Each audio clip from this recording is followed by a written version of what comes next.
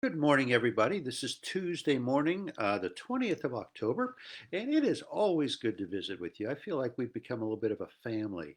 There's 35 people plus or minus every time we get together Tuesdays and Thursdays. Be sure to indicate that you're watching. It just helps us to know that you're tuned in. Uh, we know that for everyone that's watching, there's some that aren't.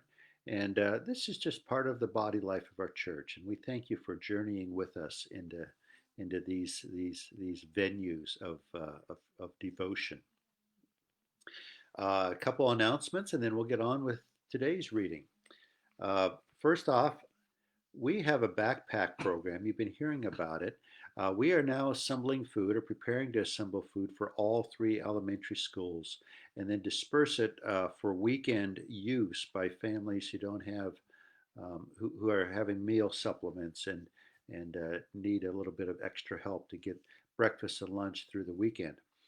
This is done in cooperation with Ella Cochran Food Bank and the area churches, but we've become the point location. And our relationship with Clark School is the first relationship that's paving the way. So we're working out the bugs, but we need to have a storage area for this food that's delivered on Mondays usually, but not distributed until Wednesday or Thursday of the week to the schools. And we have the place designated. It's essentially done, except we need to finish it up a little bit. I think we need a 2 foot by 2 foot piece of drywood put up. We need a little bit of finesse that I can't do. Maybe a wall, but more likely just being able to lock the doors to the closet in the fellowship hall. And that's where we're looking at doing this, is that closet in the fellowship hall. And we're taking one end of it and devoting it to food storage. And it's only transitionary. It's only for a couple of days at a time. But we're required by the terms of the contract with the Second Harvest Food Bank to have a locked area. So we need to put locks on the doors. We just need to clean up that end. It's been cleaned out. It just needs to be cleaned up a little bit. We need a handy person, man or woman, that can help uh, do the two or three things, and they need to work with our coordinator of the project for our church right now. That's Linda McGarvey. But if you know a handy person, if you're a handy person, uh, Linda McGarvey needs to have your help, and the backpack program really needs your help. Secondly, last night was Charge Conference. It's an annual event. Normally, we have a church conference where we invite everyone from the church to come. It's like the annual business meeting. The most significant business they vote on is typically my salary. And excuse me, but it's also a chance for me to give a brief address on the state of the church.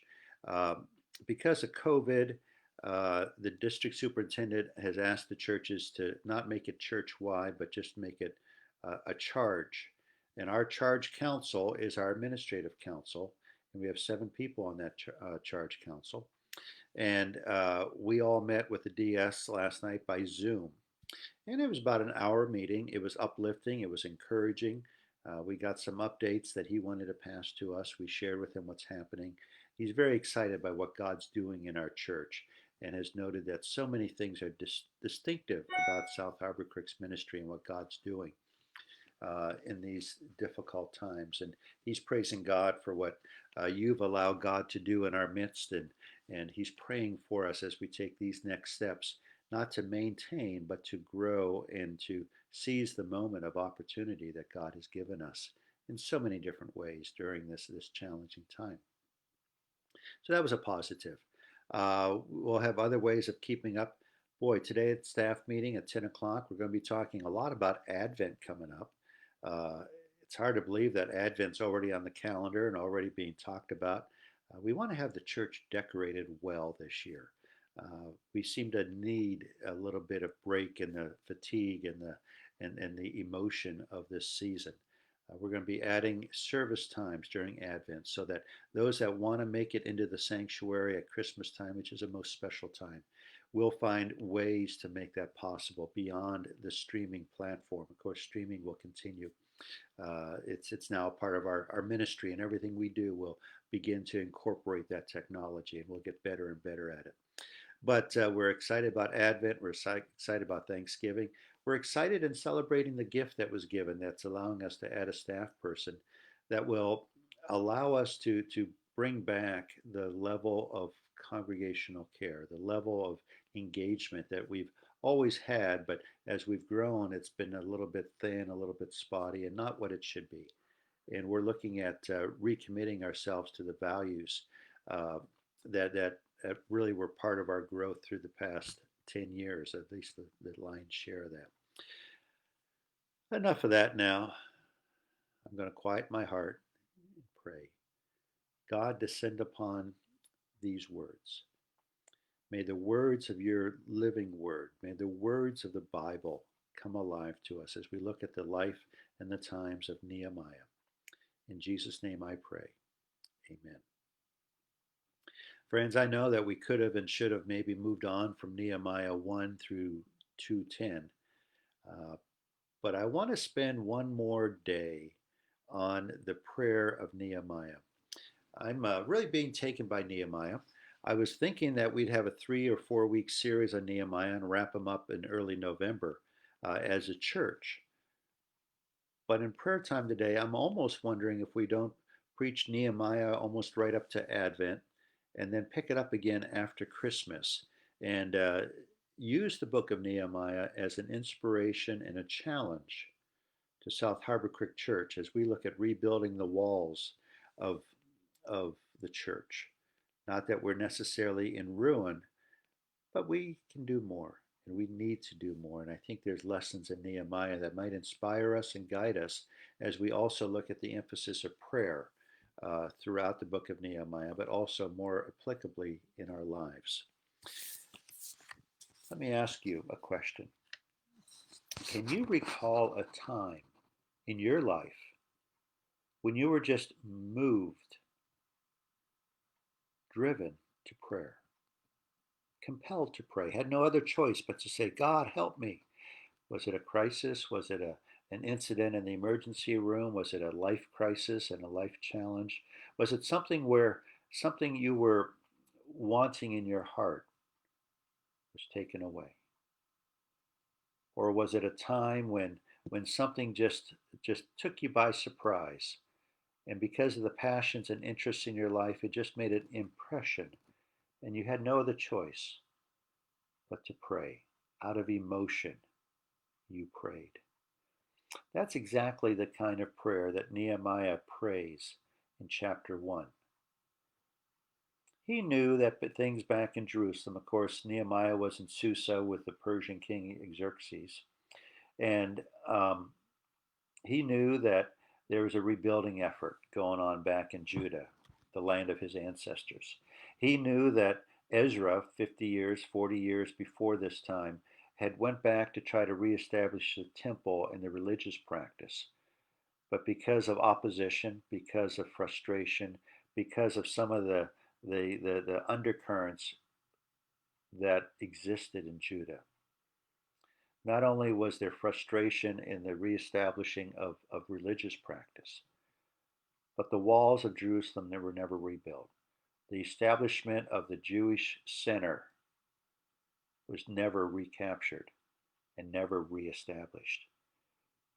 And somehow, on this particular day, when Nehemiah heard from his brother that things really are not so good back home, Nehemiah was moved to pray. We read in verse 4 of chapter 1 that he was moved to weep.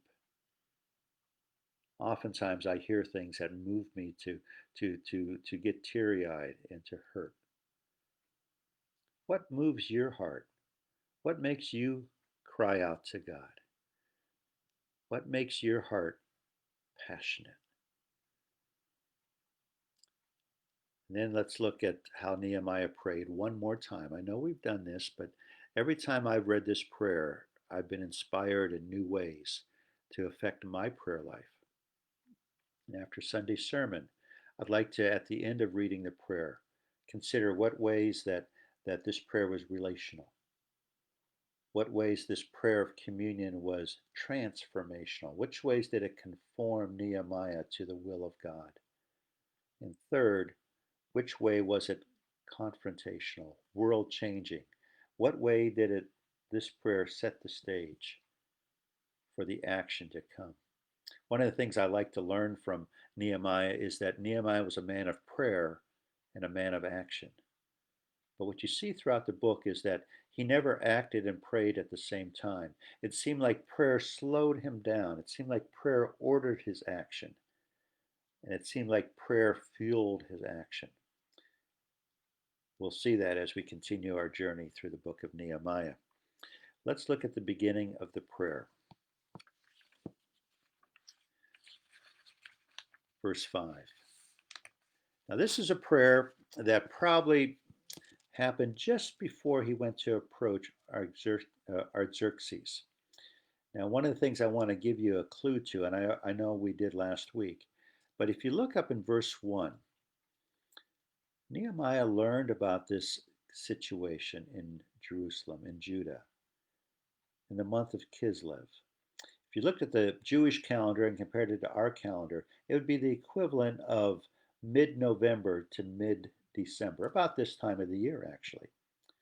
But if you jump ahead, and I think it's in the beginning part of chapter 2, we see that Nehemiah doesn't approach King Artaxerxes until the month of Nisan. The month of Nisan is more like mid-March to mid-April, right around our Easter time. What does that tell us? That means that for 4 months, I believe that Nehemiah prayed. I believe that Nehemiah had a heavy heart. I believe that Nehemiah was driven by the passions. But as he prayed, certain things happened. Let's look at the prayer, then we'll imagine what might have happened in this 4-month period of time. Lord, the God of heaven, the great and awesome God, who keeps the covenant of love and those who love him and keep his commandments. We've often heard it said, and we'll be reminding the church this coming week, that one of the ways to structure prayer is to begin the prayer with things that we adore about God. It's not too different than ways we start human relationships and human communication. We generally pay respect to each other. So often in business meetings over my career, we would begin the meeting with the niceties, generally complimenting and respecting one another and the achievements that both have had as we come to this particular meeting. And that's what Nehemiah does as he approaches God. He adores God. Let your ear be attentive. He recognizes that he's appealing and petitioning God to listen to a particular part of Nehemiah's heart. I've been praying for you. I've been praying to you day and night, he says. But not only have I been praying, I'm confessing not only my sins, but the sins of my people. Boy, we'll be talking maybe in Sunday sermon a little bit about the sins of the church. And while we're certainly a part of those sins collectively, right now I think the church has a very mixed perception by the culture around us. Are there things that we need to confess personally before God? And are there things that we, the church, need to confess not only to our God, but to our culture? Let's think about that. We have acted very wickedly towards you, dear God. We have often acted independent from you. We have often disregarded you. We've often moved off in our own energies and without depending on you or waiting for you to inspire us and conform us and transform us. God, we've actually dissed you. We go off in our own powers and our own directions. We're sorry. That's exactly what Nehemiah is saying in these verses around 6 and 7 in chapter 1. But then Nehemiah goes on and reminds God about the promises. Have you ever had your children remind you about a promise you made? Yeah, Dad, you remember when I got all A's, you would do something? Yeah, Dad, you remember you made a promise that you would take us to Disney World. You made a promise we'd go to Cedar Point. Or, Dad, you made a promise. Don't you remember? Yeah. Once they remind me, I'm pretty well compelled to fulfill that action, aren't you? That's exactly what Nehemiah's moving before God. But I think God wasn't holding back intentionally, except that he wanted his children to remind him so that they would be reminded of God's faithfulness, that they would be reminded that God loves them, that they would be reminded that God cares, they would be reminded that God um, has the power to act and to bring about his promises. I think God was waiting until his children, in this case, particularly Nehemiah, said, "Hey, Daddy, remember when?" And I think that was all that God was waiting for, was that little bit of a receptive spirit, responsive spirit. Do we respond to God expectantly? Think about that. But if you return to me and obey my commands, even if your exiled people forgot about me, but if you come back to me, I will hear you. Doesn't that remind us of 2 Chronicles 7:14, which was one of our verses that we looked at on Sunday? If my people who are called by my name will humble themselves, seek my face, confess their sins, and turn from their ways. That's what repentance means. Repentance means to turn. You're going this way, and then in repentance, you turn and you go this way. I'm thoroughly enjoying a rereading of the book In His Steps. We talked about it a couple weeks ago in our sermon, and I'll be referencing it again this week. But In His Steps is a fictional town where the pastor challenges the people to live a life the way that Jesus would. It's the book that inspired the What Would Jesus Do? WWJD movement. And it's this town of people in the context of real life, like our lives, began to live in a way that Jesus would live. And I ask you, what would Jesus do with the day before them today that you have before you? What would Jesus do with today, Tuesday, October 20th? How would Jesus respond to your appointments? How would Jesus respond to what's on your calendar today? Well, as as Nehemiah finishes his prayer, he then makes petitions.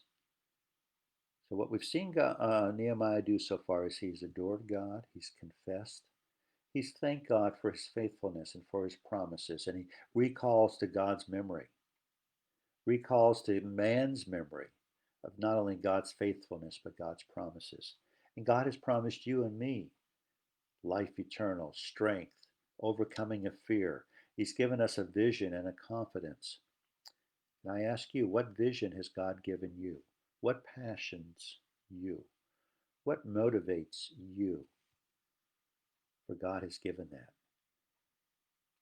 And then Nehemiah makes his supplication, ACTS, adoration, confession, thanksgiving, and supplications or requests. In this particular prayer, while it summarizes the prayer of Nehemiah's heart for 4 years, it's said apparently before he goes to talk to Artaxerxes about sharing what's on his heart, for God had motivated him that at some point, which is this point. I love the end of the prayer. Grant your servant, grant me success today. I'm praying that God will grant you success today and that God will love you. Now, on Thursday, we're going to look at all of chapter 2. And I'm sorry for this dwelling on 1 and 2, but there's so many things we can garner. And I would encourage you to continue to read Nehemiah 1 and 2, as well as a battle plan for prayer. And you've got plenty of reading material, you've got plenty of things to reflect on. But keep asking yourself, what does this apply and how does this apply to my life? Friends, Nehemiah's life is a life of prayer and of action. Is God putting something on your heart that you need to pray about and then maybe be moved to action? We have choices. Are you going to respond to life with bitterness, anger, and resentfulness?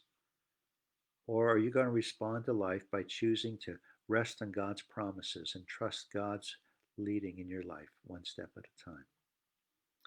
Dear God, please bless this congregation. Please bless this small group of devotionals, devotionees, the ones that come each morning at 9 o'clock. I pray that they might have one of the best days of the rest of their lives today, as we all are encouraged by Nehemiah to come to you with our hearts, to come to you with adoration and confession and thanksgiving as we lay our petitions before you. I had someone text me this morning asking for the insert that we had in person on Sunday, and it's available on the website. It's a little prayer guide. It's beginning to focus some of our individual prayers before God. If you need it, I would encourage you to call the church office and we can email it out to you, 899-5962, or it's also available on the website. God bless. And we'll see you Thursday. We'll look forward to sharing with you the rest of chapter 2 and how God begins to act in and through and because of the life of Nehemiah. And I challenge you that I'm anxious to see how God is going to act in and through and because of you in the life of Harbor Creek, Pennsylvania. God bless and have a great day. Bye bye.